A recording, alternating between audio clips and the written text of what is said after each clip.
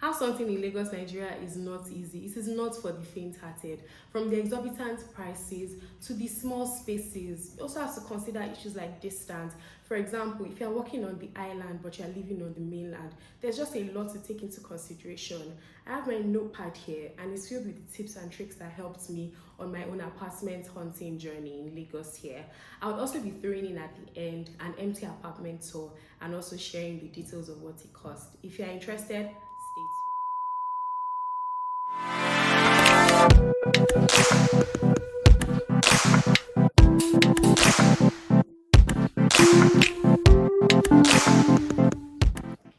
Hi guys, welcome to my channel. So from the intro, you already know what we're talking about.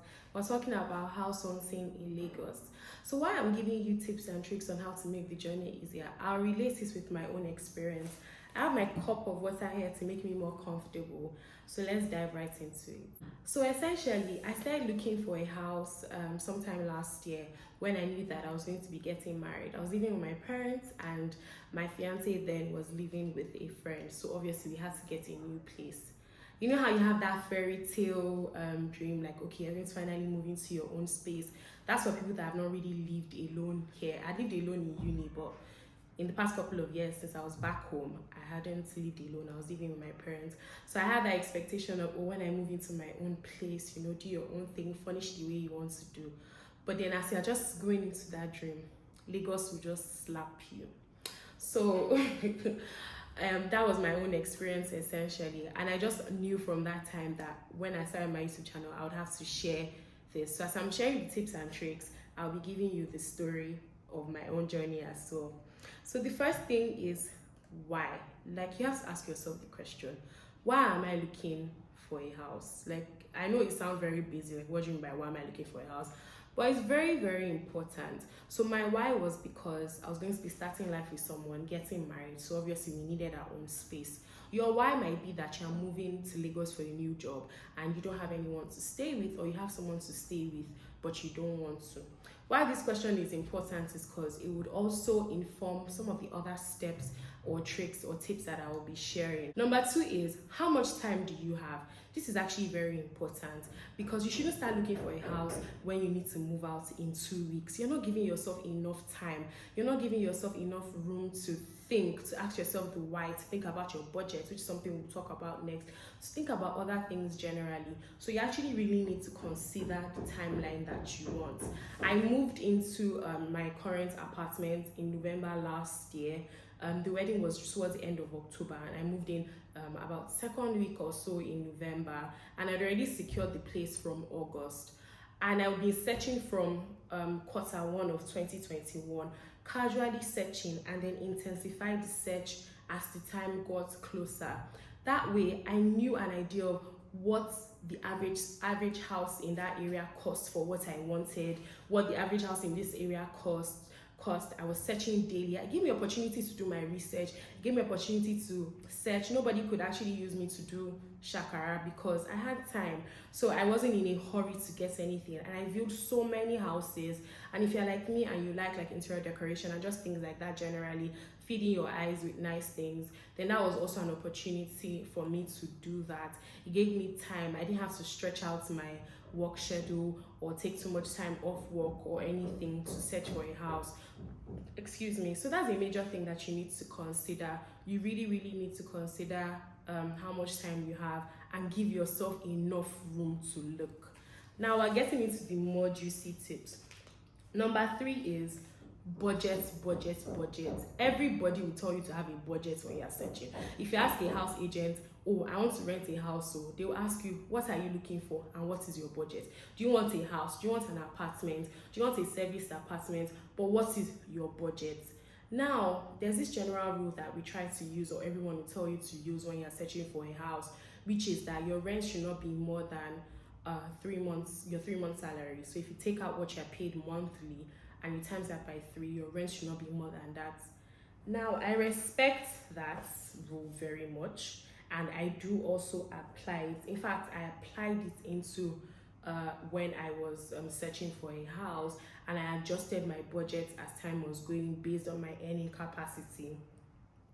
So yes, so that's very important. So what we are done as a couple is, okay, combined earnings in 3 months, what is being brought into the house, and that is what we can use, that is what we can afford, and we should not be going above that. If you can go lower than that, perfect, but we should not be going above that.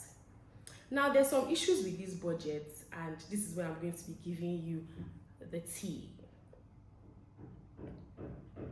The first thing why this rule cannot work for everybody is because not everybody is earning a lot. We know the struggles of starting off life, which I think this video is sort of tailored to people that are just starting off life. Maybe you're just moving out for the first time, or you're getting married and then you're just moving into your own space for the first time. You need to consider these things in thinking about your budget. I cannot be earning a low salary and then a very low salary, and then maybe I'm moving to Lagos for the first time and I'm just getting a job for the first time, and then maybe I'll be bound by that rule. It might not really work for me. I might need to up my budget a bit, maybe in my first year, or just consider that. Another thing is that when you're looking at the budget as well, other factors that I would list later on might also go into play as to how you tweak your budget, but we'll get into that. So another thing I wanted to note was that when you're looking at your budget, like I said, it is not strict 3 months. That cannot work for everybody. Some people might end up spending less, some people might end up spending way more, and that's fine. You would adjust your budget according to other things, but start from this place. Start with what is your 3-month salary and how can that be accommodated in terms of what you are looking for. So for us, like I said, I'll be using our own example. We had that 3-month budget, but then there's a mistake that we made, and this is where I would expect that other people learn from. When you're looking at your rent budget, you need to also consider other things. A rent does not come in a silo. It doesn't. There are other things that would exist external of it. For example, you're going to furnish. You will not live on the floor. I mean, you need to buy chairs, you need to buy tables, you need to buy a bed, you need to buy a fridge, freezer, gas cooker, because most apartments are not going to come furnished. So you need to do those things. It's also very common in Lagos that you would have to do a lot of work or considerable work on your apartment. So you also need to consider that. So do you want that to all fit into your 3 months budget, which for the average earner might not be possible? So that might be a consideration that, oh yes, 3 months salary for my rent, but how much am I going to spend on furnishing? Furnishing can be more expensive than your annual rent. That is the truth. Things are actually expensive out there. Just do a random cost of, oh, what does a microwave cost? What does a fridge cost? But if you're somebody that already was living alone before and you're just switching houses or switching accommodation, you might have some of these things already. For me, I did not have anything furniture-wise to my name because I was living with my parents, and my husband at the time too didn't have much furniture to his name because he was essentially living in a bachelor's pad with his friend, and they hadn't given much thought into decoration or things like that. So because of that, it was essentially like we were starting from scratch in terms of furnishing. But if you or some of your other housemates, for example, if you're living with your friends, or you're going to be living with your siblings, or living with your partner, the other person or people have some furnishing, then you might have more allowance with how you can play with your rent. But you can't just say, oh, 3 months, or this is how much I'm spending on rent without considering furnishing. That was one thing that we didn't really do. And it's sort of a pointer of what we will do better next time. Not just looking at the price of the rent, but also factoring in what furnishing would cost. This is a tip that is especially important for people that are just living alone for the first time. Like I said, that's also important. Also, you need to know things like the bigger the space you want, the more you spend on furnishing. What I'm going to use to furnish a mini flat or a studio apartment is not what I'm going to use to furnish a 4-bedroom house or even a 2-bedroom apartment. There will be more furnishing that goes into it. I'd also mentioned that while some places might be cheaper, they might need more work. So a place might be cheap, but it doesn't even have wardrobes. It doesn't even have a kitchen cabinet. You're going to have to provide for those things. While a place might be a bit more expensive or more expensive and it has those things. So these are the things that you need to combine in coming into a budget. And like I had said, your budget is not just going to be the budget that you stick by the first day that you make it. You're going to tweak it and fine-tune it as you research and as you go house hunting. Which is why I said give yourself time so that your budget can transform. for us, we were quite clueless when we started, so we had a lower budget than what we eventually upped our budget to be and what we eventually got. But this would have been a good tip for us, because from the budget that we initially had from time, it could not get us what we wanted. It just could not. It wasn't possible. So eventually, as earning capacities increased, we had to also increase the budget and also understand that it was fine not to match our budgets by maybe a couple of hundreds and things like that. My next point is, what is important to you? It is very, very crucial for you to sit down and think about what is important to you. You just don't go house hunting because you need a house and you want to find one. You need to know what is important to you, because your home is your safe haven. That is where you're going to be a lot of the time, whether you work remotely or you work physically. Your home is going to be where you come back to rest your head. So what is important to you? So I'll give you an example with us. When we first started searching, what was important to us was distance. Yes, we like beautiful spaces and decor and all that. I like very airy apartments or very airy spaces, just because of also the issues that I have medically, which requires that I actually need an airy environment. And then my husband really likes fashion, so he wanted a space where he could actually maybe take pictures and things like that. But at the same time, at that point, we're both working physically, and we're both working. I was working in the VI area then, and my husband was working in the Lekki area then. So for us, we did not want to have to deal with any traffic. We wanted to be able to finish work 6, get home 6:30, and that was what I had been experiencing. I was living very close to where I worked. He wasn't living so far from where he worked as well. It was quite far, but he was very used to the island. So that was what we were looking at within the Lekki Phase 1 area. So at that point, that was what really mattered to us. But as time went and we switched jobs and we both started working mostly remote jobs, with my husband working full-time remote and me working mostly remote, what now became important was a space that we could enjoy. So see how what matters to me changed, and so that is why you have to determine what matters to you. Because that now meant that we didn't have to be stifled into the box of maybe looking for a house in Lekki Phase 1, which you know how expensive that space is. We could, for example, move further down to the Agungis and the Chevron and the Lason areas and find something nicer within the same budgets, but because we don't have to do the traffic because we're working remotely. So find what matters to you. Is what matters to you proximity to work? Is what matters to you a beautiful space? For example, if you're a content creator, you might want your beautiful space as opposed to proximity to any one location. So those are things that you need to matter. And I'm a believer that you should not compromise on what matters most to you. Obviously, you still have to compromise, because you can only do what you can afford. You can't buy more than you can chew. But it's very important for you to consider that this is what is important to me, and stick with that while budgeting. That will help you know whether, okay, I need to increase my budget because this is what matters to me. That is also something to consider.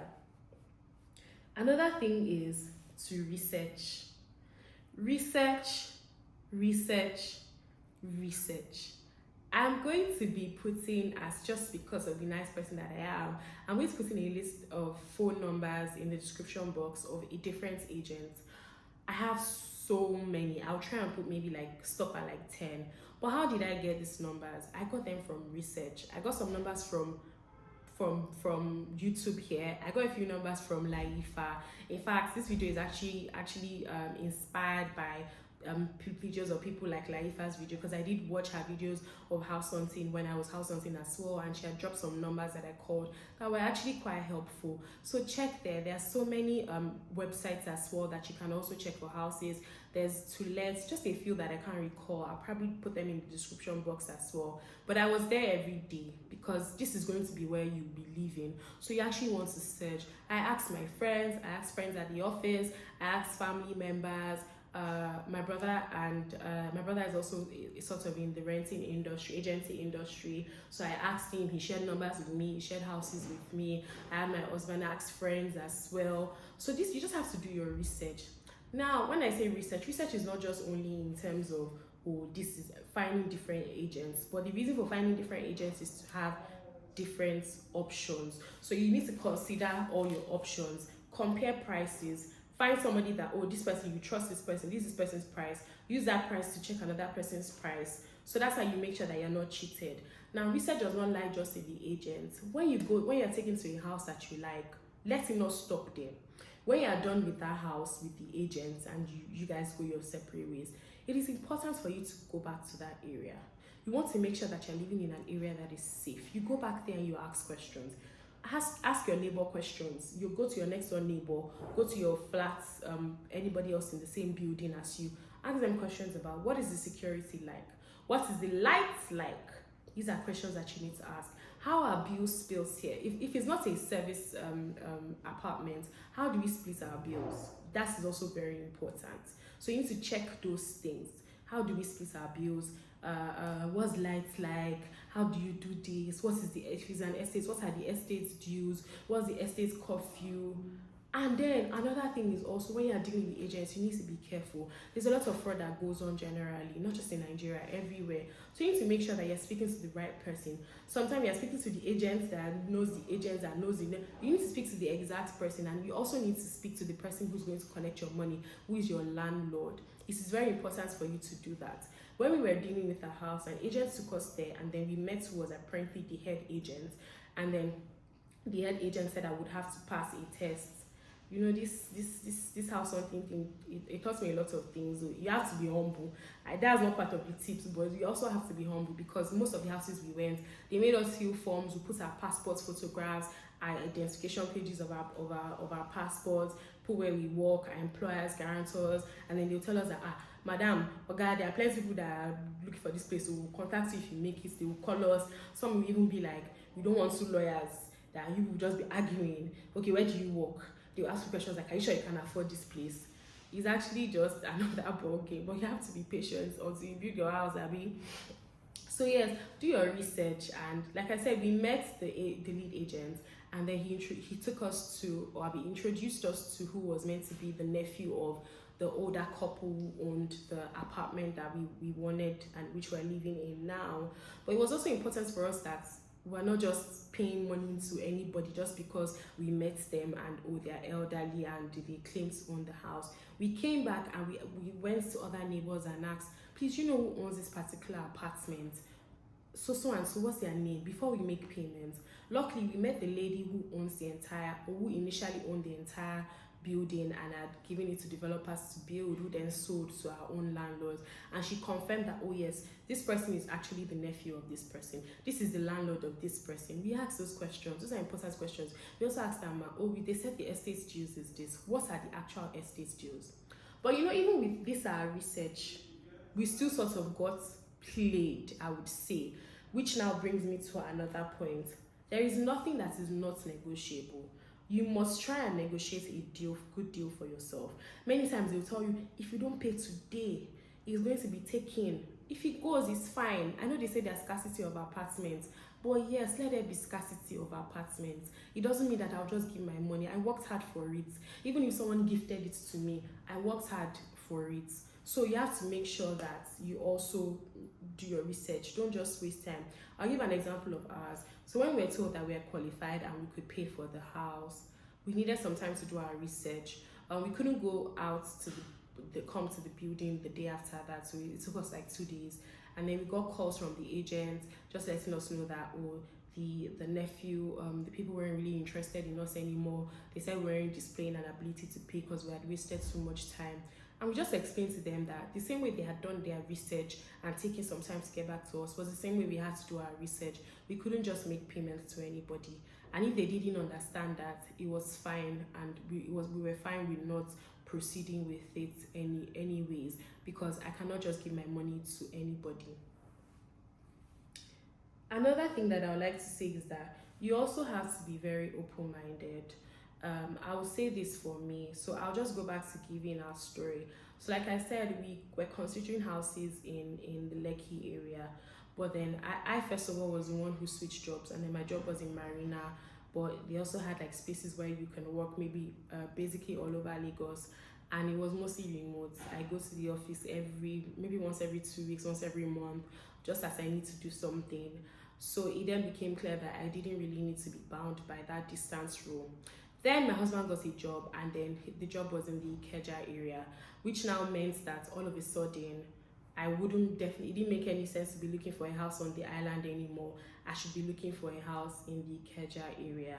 And no, I'd been living in where I'd been living for like the past 15, 16 years. So that was what I was used to. So it took some mind adjusting to be able to say, oh, let me look for houses in that area. So we first started looking for houses in the Ikeja area. I don't know that Ikeja area was like Ikoyi, and the prices were just ridiculous. Service charge, the apartment could be like a 2 point something, and the service charge is over $1 million. I know you find those kind of things in VI and Lekki as well, but it was just so ridiculous.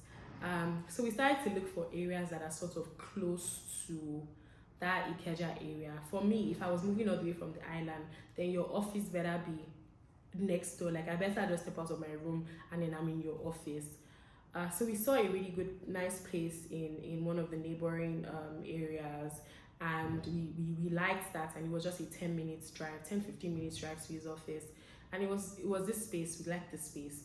But then after we now saw the space, we now realized that he was also going to be remote working.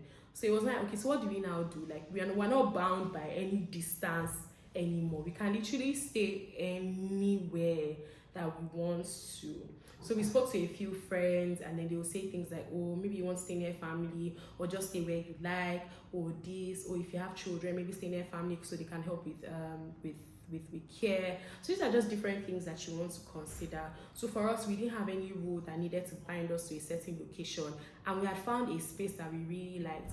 And for the same price in the Lekki area, we were not getting anything close to what we had gotten, or the things that we were getting were not really nice, and the service charge was also quite ridiculous there. So those were just things that we had to consider, and we were like, okay, let's be flexible, let's be open-minded. Like, we're young, explore the world. Why not come to this space and see how it goes for a year, 2 years, or just anyhow, see how it goes and enjoy it. And I think it's a decision that we didn't regret. So also be flexible, because this is also the era where many people are remote working and stuff like that. So it's very ideal for you to be flexible so that you can get the best deal for what you want. The last thing is that I would say is plead the blood of Jesus. That's not the last thing I'll say. But yes, pray as you go into the journey. If you're a Christian, pray to find favor in the eyes of wherever you go and in your search generally. It is very important. Do pray because it can actually be funny.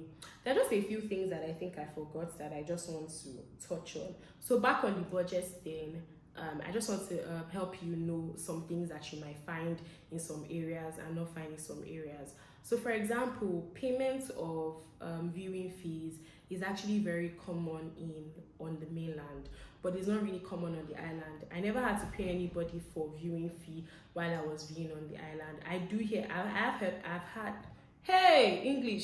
I have heard of people that had to pay for actually viewing on the island, but I didn't personally. But for all the viewings that I did on the mainland, I had to pay.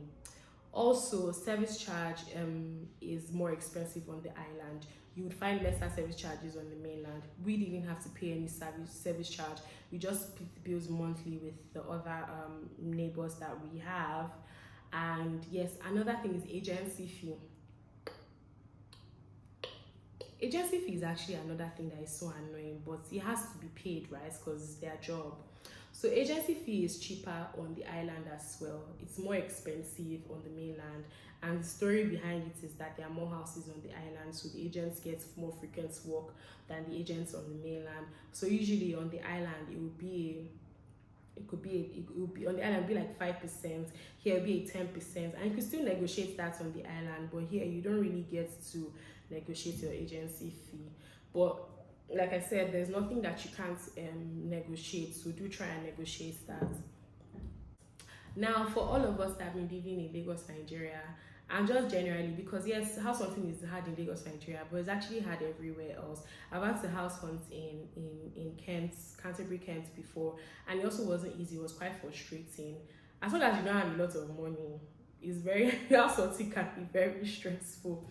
So yes, let me know what other tips that you would give people in Lagos that are house hunting or just generally, and also your experiences. Now, to what some people might have been waiting for, which is what me I always wait for in the video, is a tour of what the empty apartment looks like. Please pardon me, when I was filming this, I wasn't filming it for the purpose of YouTube. I was filming it just to keep my choices, and I could review them later, which is one thing that you can do. You can have the agent send you pictures, and when you go, you can take pictures or take videos. I prefer videos so I can relive what I saw. So the video is quite fast and it's not adequately sized for YouTube, but I still thought that it would be interesting to watch it. So when you watch that and you come back, then I'll let you know the entire package of what it costs, and I'll also let you know some things about the cost as well. So watch that.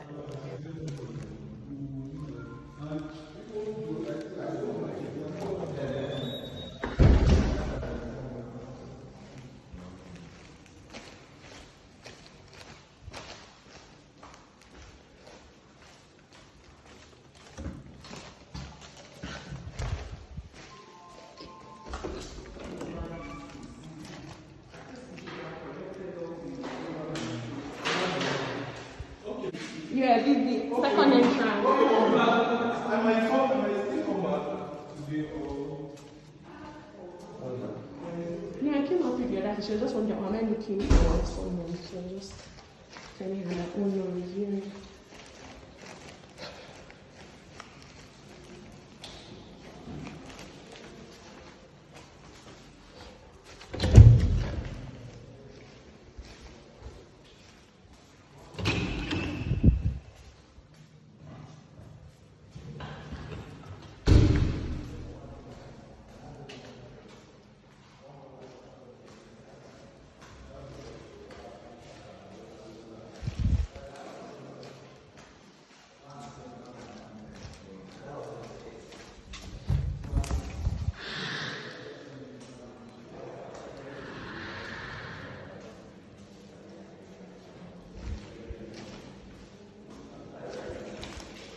So welcome back. If you saw that, I would also like to do like a furnished apartment tour, but I'm still furnishing. I haven't been here for that long. I mean, like I said, I moved in November and this is January, so I haven't really finished furnishing.